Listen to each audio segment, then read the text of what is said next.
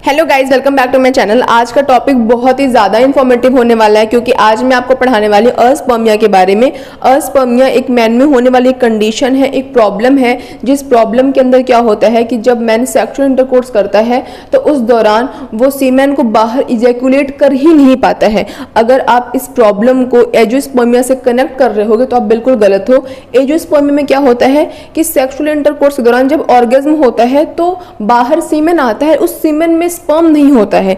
लेकिन अस्पर्मिया में क्या होता है कि बाहर कुछ ही नहीं आता है, कुछ भी आता नहीं है, एक बूंद भी बाहर नहीं आता। इसीलिए इसे हम ड्राई ऑर्गेज्म भी कहते हैं कि सेक्सुअल इंटरकोर्स मैन करता है, उसे ऑर्गेज्म फील भी होता है, वो अपने एंड कंडीशन में पहुंचता भी है, उसे हल्की सेंसेशन भी फील होती है, बट उसके बावजूद भी उसके पेनिस के रास्ते कुछ भी बाहर नहीं निकलता है, वो इजैकुलेट नहीं कर पाता है। तो इस कंडीशन क्या कहते हैं, हम अस्पर्मिया कहते हैं। ये बहुत ही गंभीर प्रॉब्लम है और बहुत ही रेयर कंडीशन है। अगर आप देखोगे अपने सराउंड में, किसी से पूछोगे तो नॉर्मली बहुत कम ही लोग होंगे जो कहेंगे कि हाँ मेरे को अस्पर्मिया की प्रॉब्लम है। अदरवाइज बहुत ही क्या होता है, रेयर कंडीशन होता है। जो अस्पर्मिया होता है ना, वो मेल इनफर्टिलिटी का एक कारण भी होता है। अगर मान लो कोई जो कपल है वो बहुत महीनों से सालों से बेबी प्लान के लिए ट्राई कर रहा है और वो जो उसकी फीमेल पार्टनर है वो प्रेग्नेंट नहीं हो पा रही है, तो उसको अस्पर्मिया की प्रॉब्लम हो सकती है। क्योंकि जब कुछ उसके बॉडी के थ्रू बाहर आ ही नहीं रहा है, वो कुछ इजैकुलेट कर ही नहीं पा रहा है,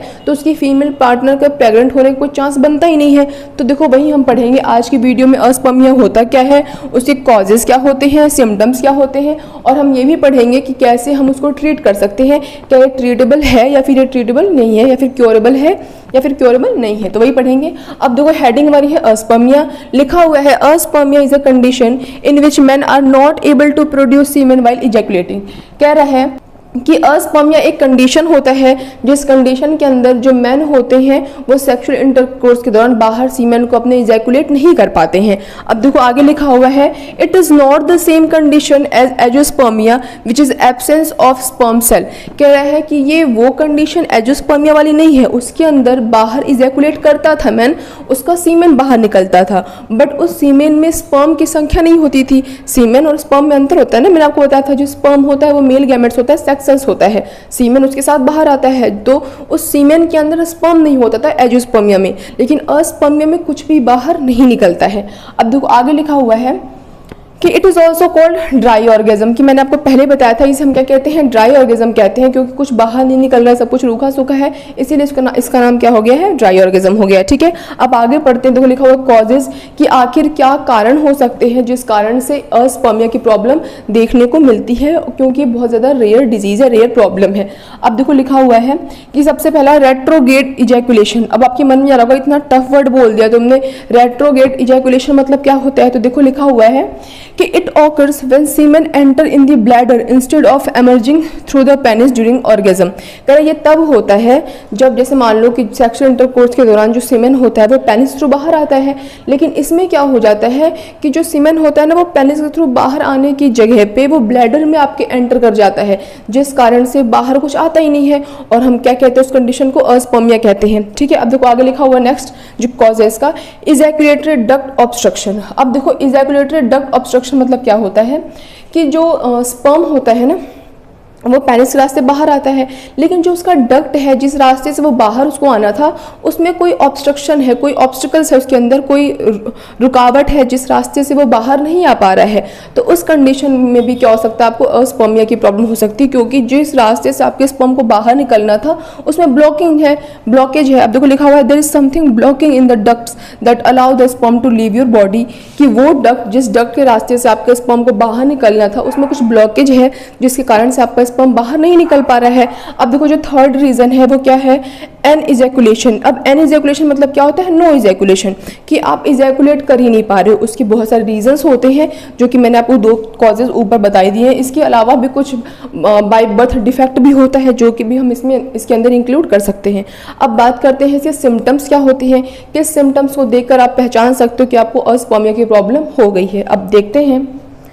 देखो लिखा हुआ है कि there is complete absence of semen at the time of ejaculation, कि जब आप इजैकुलेट कर रहे हो तो हो सकता है आपको सेंसेशन फील हो रही हो, लेकिन उस दौरान कोई भी सीमेन आपकी बॉडी से बाहर ना निकल रहा हो। तो सबसे पहला और सबसे इम्पॉर्टेंट अहम सिम्टम है, क्योंकि इसी से आप समझ सकते हो कि आप बिल्कुल सेक्सुअल इंटरकोर्स में लगे थे, लेकिन उसके बावजूद भी क्या हुआ कि आपको ऑर्गेजम फील भी हुआ बट बाहर कुछ नहीं निकला, तो सबसे बड़ा सिम्टम होता है। नेक्स्ट कह रहा है after the intercourse when the man passes urine hazy urine can be noticed. कह रहा है कि जब सेक्सुअल इंटरकोर्स के दौरान जब उसके बाद जब मैन अगर यूरिन जा रहा है, अगर वॉशरूम जा रहा है वो, तो जब वो टॉयलेट करता है तो उसको अपने यूरिन में कुछ हैजी सा नोटिस होता है, कुछ दूधिया रंग का नोटिस होता है, क्योंकि उसके ब्लैडर में क्या रह गया था, उसके ब्लैडर में स्पर्म रह गया था, तो बाहर आते वक्त थोड़ा बहुत उसको हैजी सा फील हो सकता है।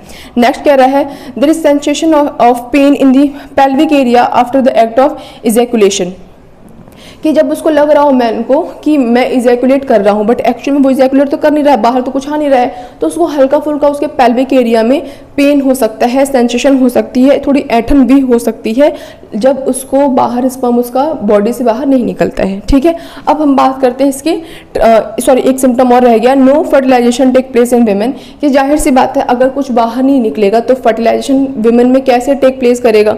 आप खुद बताओ फर्टिलाइजेशन कैसे होता है, जो फीमेल का एग होता है जब मेल के स्पर्म से मिलता है तब फर्टिलाइजेशन होता है।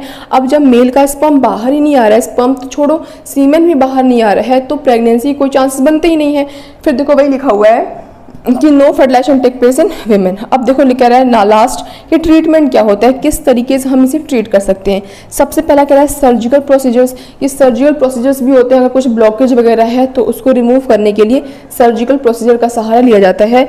दूसरा कह रहा है एंटी इन्फेक्शन, अगर कुछ इन्फेक्शन हो रखा है, कुछ हार्मोनल प्रॉब्लम हो रखी है तो उस कंडीशन में हम, क्योंकि जाहिर सी बात है देखो अस्पर्मिया होने का कुछ एग्जैक्ट रीज़न क्या है ये तो अननोन है, लेकिन जिस भी कारण से अस्पर्मिया की प्रॉब्लम हो रही है हमें उस जो मेन जो जड़ है उसको ट्रीट करना पड़ेगा। अगर आप मेन अपने जड़ को ट्रीट कर दोगे तो आपका ऑटोमेटिक अस्पर्मिया ठीक हो जाएगा।